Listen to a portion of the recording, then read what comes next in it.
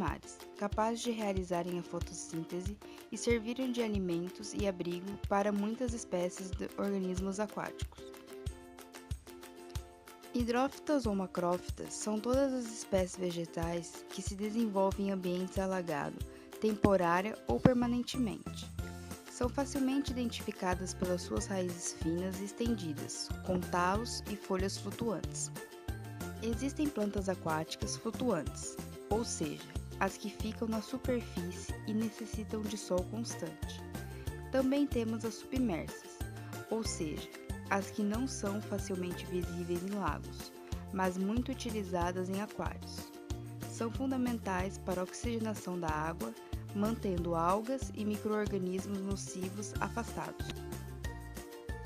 As algas são essenciais ao ecossistema por fazerem a interligação entre o ambiente aquático e terrestre. Usualmente se cultivam duas espécies de macroalgas, Gracilaria e Capa-Ficus, por possuírem uma grande produção de biomassa, sendo extraído delas a carragenana e o agar, substâncias que são muito utilizadas na indústria alimentícia. A produção anual de espécies de Capa-Ficus aumentou cerca de 1.000 para 100.000 toneladas de alga seca de 1971 para 2002. Em relação à produção aquícola global, 23% correspondem ao cultivo de algas, gerando recursos superiores a 11 milhões de dólares entre 2000 e 2012.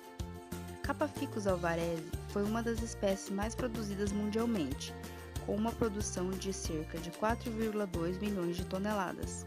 O Brasil ocupa o 21º lugar na produção mundial de plantas aquáticas, com cerca de 730 milhões de toneladas. Desde a antiguidade, as algas marinhas são exploradas como fonte de alimento por várias civilizações, principalmente as orientais, como Japão, China e Coreia, onde até hoje integram o cardápio cotidiano desses povos.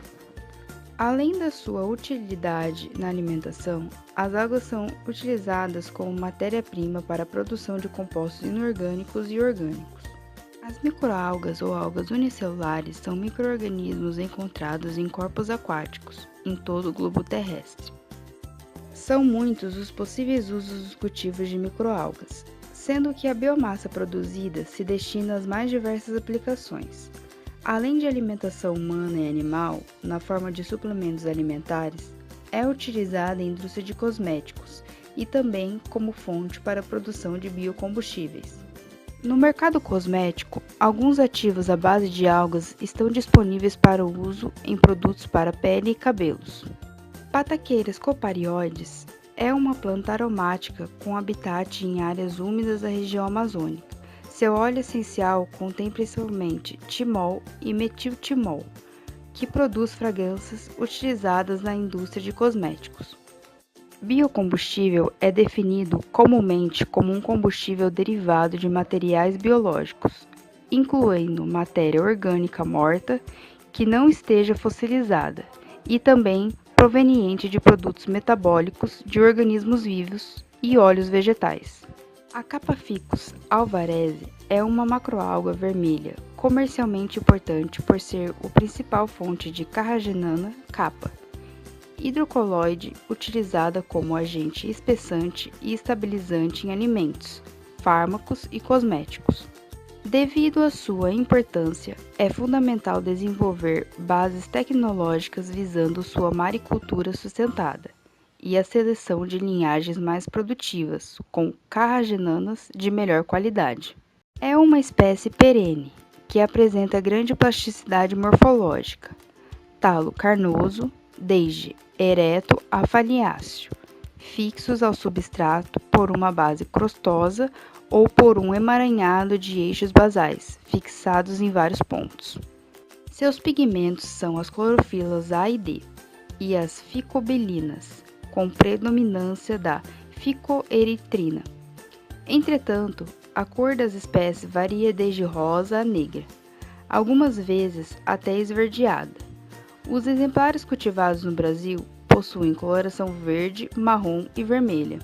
Os cultivos de Capa-Ficus alvarezi foram iniciados nas Filipinas na década de 70 Em 10 anos, modificaram o cenário mundial da indústria de fitocorticoides e empregaram mais de 60 mil famílias.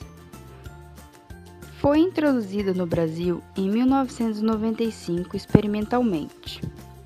Atualmente, capa Ficus alvarezi é a principal matéria-prima para a produção de capa carragenana, com a principal fonte de matéria-prima procedente de cultivos nas Filipinas, Indonésia e Tanzânia.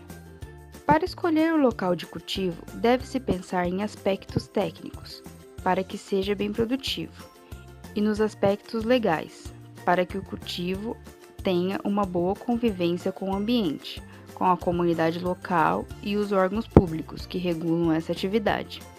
O principal ponto é oferecer às plantas condições para que elas se desenvolvam bem e, ao mesmo tempo, verificar também boas condições de trabalho, para que este seja realizado com disposição e satisfação. Fatores de grande influência no crescimento das algas são profundidade, substrato de fixação, luminosidade, nutrientes, grau de movimentação da água, temperatura que varia de 20 a 32 graus e a salinidade que está entre 23 a 38 partes por mil. No cultivo de macroalgas, deve-se buscar a espécie-alvo e realizar sua extração direta de bancos naturais. As algas são cultivadas no fundo do mar ou em cordas na superfície, em áreas protegidas de ventos fortes e correntezas marinhas. O método da balsa flutuante consiste em cultivar as algas em uma estrutura que permanece na superfície por meio de boias, subindo e descendo de acordo com as mudanças da maré. As balsas podem ser construídas com diversos materiais: bambu, tubos de PVC e madeiras duráveis na água do mar. Também são necessárias cordas, nas quais serão inseridos os talos das algas. A balsa deve ser ancorada no fundo do mar. Quando as algas começam a crescer, a estrutura torna-se mais pesada e afunda. Para contornar esse problema, devem ser inseridos flutuadores.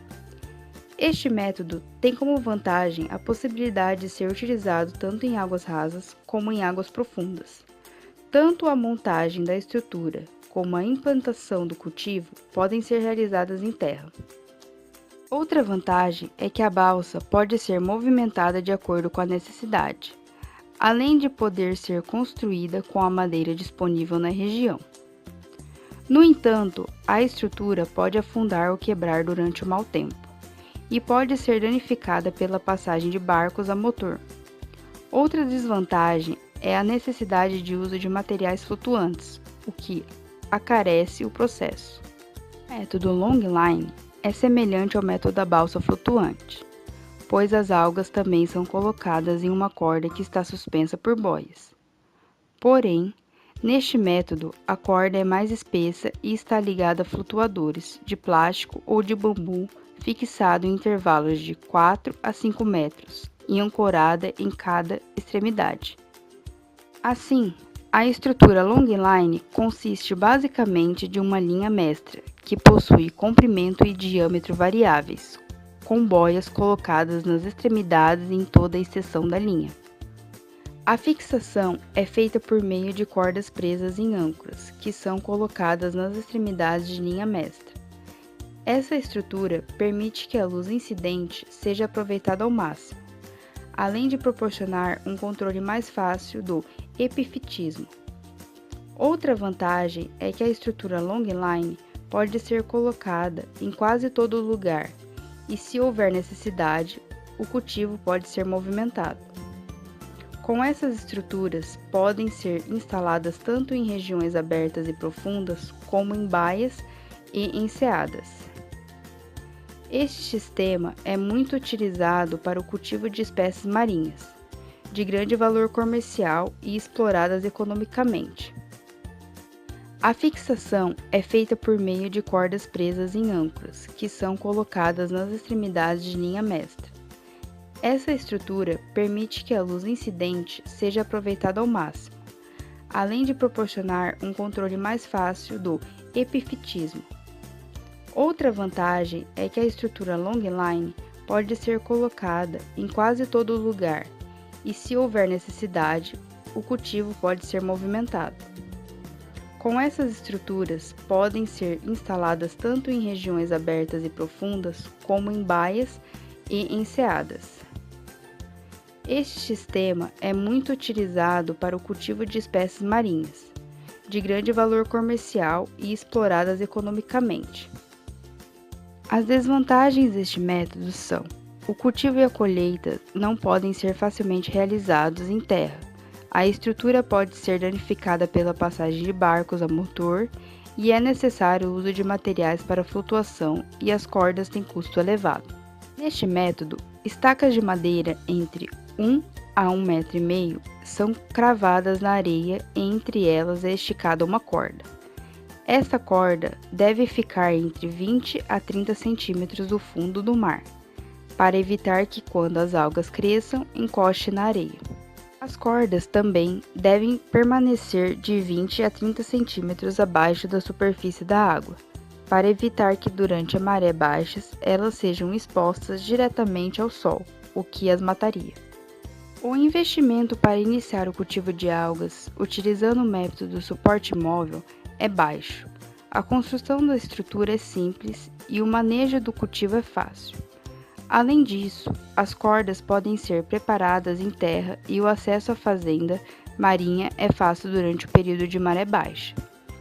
Apesar das vantagens, é difícil encontrar uma boa área para fixar a estrutura, e caso haja necessidade, ela não pode ser movimentada. Outra desvantagem é que os peixes herbívoros podem ficar ao redor das algas, atrapalhando o cultivo. No Brasil, os cultivos são realizados em balsas flutuantes e as algas são cultivadas em redes tubulares, estruturas que oferecem maior proteção contra a ação mecânica das correntes marinhas. A espécie Capaficus alvarezi não ocorre naturalmente no Brasil. São instaladas mudas com seleção de matrizes. É cortado em diversos pedaços de 5 centímetros e amarradas em cordas. Os cultivos são desenvolvidos com baixos custos de capital inicial e operacional, e com mão de obra pouco especializada. As algas secas, consequentemente, são comercializadas a baixos preços, sendo este o principal problema referido pelos produtores. Portanto, deve-se evitar algas excessivamente secas, 30% de umidade. O material algáceo bruto é avaliado e diferenciado pelo conteúdo e pela qualidade da carragenana, e não apenas pela alga vendida por peso. O material algáceo bruto é avaliado e diferenciado pelo conteúdo e pela qualidade da carragenana, e não apenas pela alga vendida por peso. O controle de qualidade começa com uma atenção cuidadosa da seleção de propágulos saudáveis, dos métodos de cultivo e dos manuseios pós-colheita, secagem, embalagem e estocagem. Todos esses fatores contribuem para a qualidade geral do material.